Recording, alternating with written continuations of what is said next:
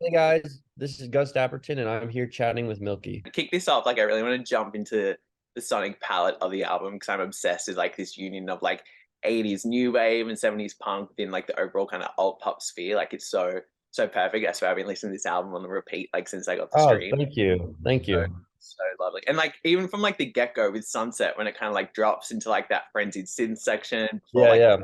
simming bass line, literally during that song my neck snapped. I was Oh, I love that. yeah. But what kind of drew you toward working within this sonic realm and kind of pushing the boundaries of your previous releases? Good question. It took me it took me a few songs and a few years to kind of figure out where I wanted to go with the next project, and I really like to push myself as far as I can go in different directions from previous albums and stuff. So I definitely wanted to be a bit more experimental and explore structure and yeah, crazier dynamics with sounds.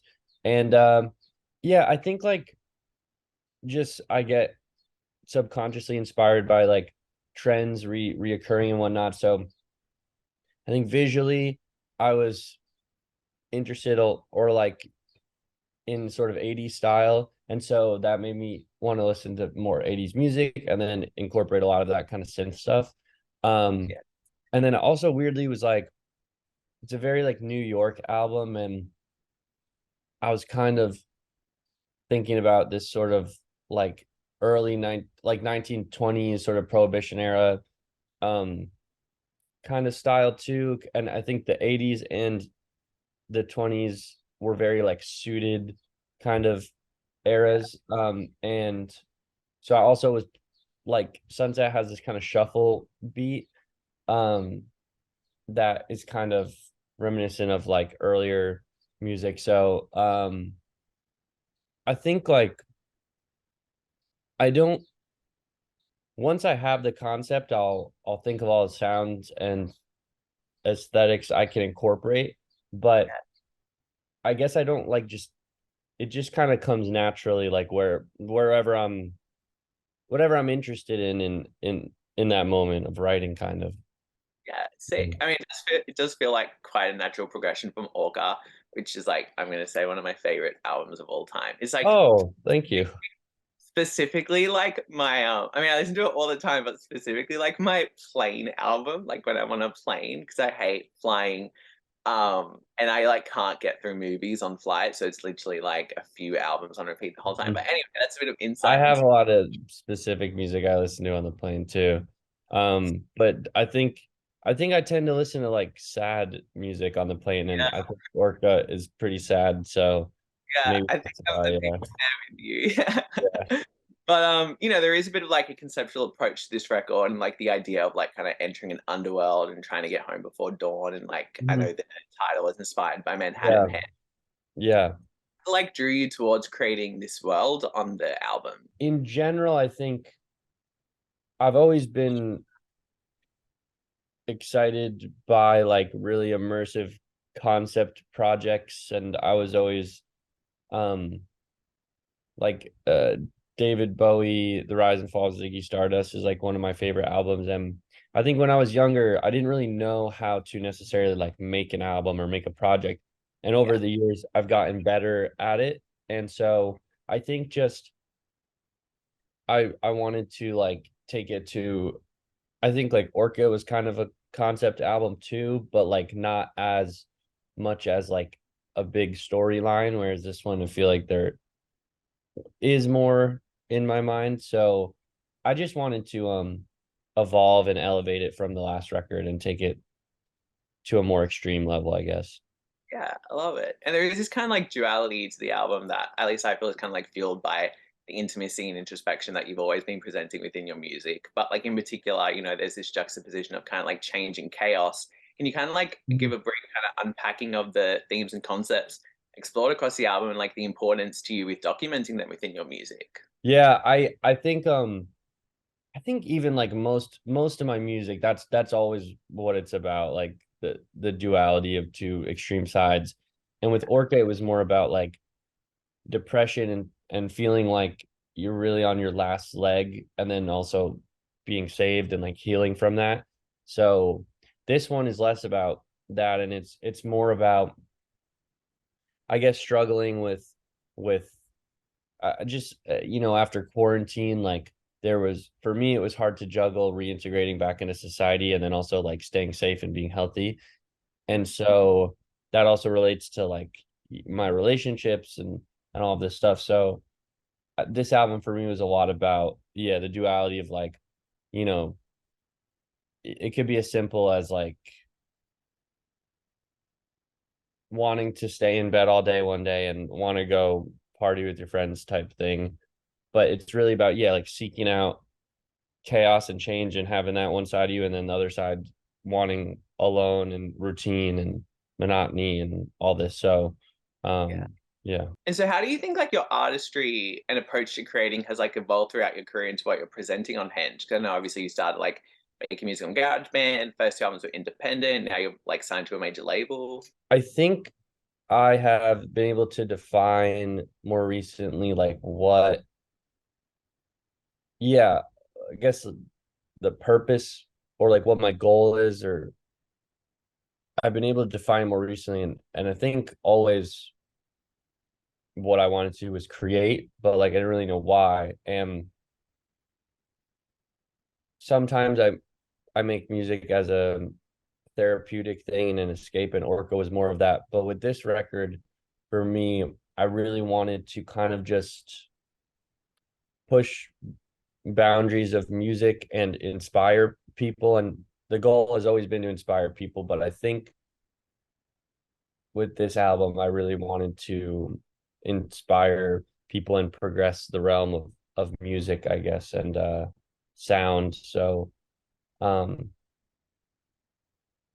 I think it's not it used to be more about me and like making big songs, and it just really doesn't feel like it's about me. It's about like inspiring the next generation of artists and people and whatever. So um that was, I guess, that's my like subconscious goal, to stimulate the minds. I don't know. That was so beautiful. That was so nice. Yeah. There's these incredible collaborations with like Phil Santino, Ocean Vuong. Also, the reunion with Benny. Like we love Benny. So, what Mhm. kind of prompted you to opening the world of Henge to these artists? Because I feel like the perfect like collaborations within the whole context of the record. Totally. I think with me, like records are really personal and serious, and I take them very seriously. There's not a ton of people I like let in, so working with people who I have a strong connection with and also are friends with and have worked with before and share like similar mindsets to me, I always enjoy. So Benny, I love working with her and really wanted to work with her again after Super Lonely. Um, Ocean, we were both fans of each other, and you know, I wanted to figure out a way like we could collaborate despite him being more of a writer and me being more of a musician. And Santi is just really um I think he shares the same like mindset when it comes to creating a really immersive like world for everyone, and like taking everything in the process of making the art very seriously. So um yeah, I'm really hyped with the collaborations, and yeah. They're sick. They're so good. Thanks. But if you had to pick three songs from the album to play to someone who like never heard your music that you think would make them an instant diehard fan, which three would you choose? It's tough. My friends love Homebody a lot and have always liked that one from the early stages of me showing them the demos, because it's more of an instant kind of thing. Yeah.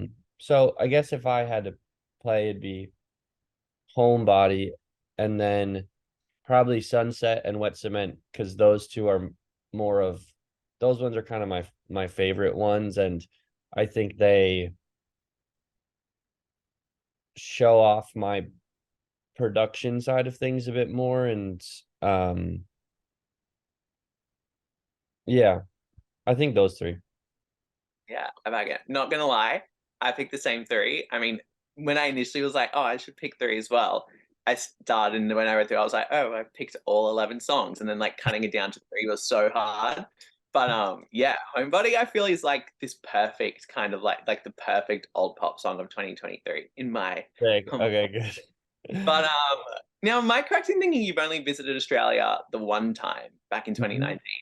hmm Um, yeah, it's sad, honestly. I wish I was able to go more. Hopefully after this record we're able to go. well, it's not your fault. We'll blame that COVID, Yeah, true. It was much harder after COVID and all that. So, um, I think we'll be over there soon though. But Yeah. I know you are hitting the road North America in September and then Europe. It's actually devastating. Like I'll be in New York like just before you start your American, No. and I'll be in Europe just before you start your European tour. Uh, Got to get to Australia. But how have yeah. you like gone about like recontextualizing Henge into a live setting and creating an overall show for this album? So I've been going really ham with the show. I want it to be an experience and like an event and a show, and I want it to be not just songs start and stop. Like Yeah, I'm doing all these things where it really feels like we're entering a world and yeah, and the arrangements like I really like the sets to sound really cohesive, and I have so yeah, many different songs that like we have to play them certain way so it feels like a natural progression throughout the set. So sure. um I've done lots of like made lots of transitions between songs and like getting from one place to another, and it feels really exciting when you hear it. So yeah, I'm going hard with like the lights and the outfits and the stage design and all that. And yeah, I'm really excited to have the time and the right amount of time to like get that stuff prepared for tour, which I've never had in the past. Whereas in the past we just learn the songs and go and figure out the set list right before the show, kind of. So yeah, Love it. I'm keen to see it at some point. yeah. Uh, but to finish off, is there like a particular like line, lyric, musical motif from the album that you find will get stuck in your head more often than not, or maybe one that you're most proud of if you don't find your own? I think the chorus of Wet Cement, I'm really proud of that metaphor. I wrote that the title of the song down before I made the song, Wet Cement, and I was just like, I wanted to change up the approach to writing, and I like to do that for each album so new things come out of me. And that was the first song I made that sort of sparked the rest of the idea for the album. And I like just wrote down the title Wet Cement and just trying to come up with a mood. And I think it was like all leading up to that punchline, and that last part of the chorus, um just like back when it was Wet Cement, we were oh so sure of it. That whole stuff. I'm proud of it. Yeah. Feels like a nice metaphor. I cannot wait for this album to be out so I can just tell everyone to listen to it because it's so good. Thank So you. yeah, hopefully we'll see you down in Australia. I'm gonna say next year. Manifest. Definitely.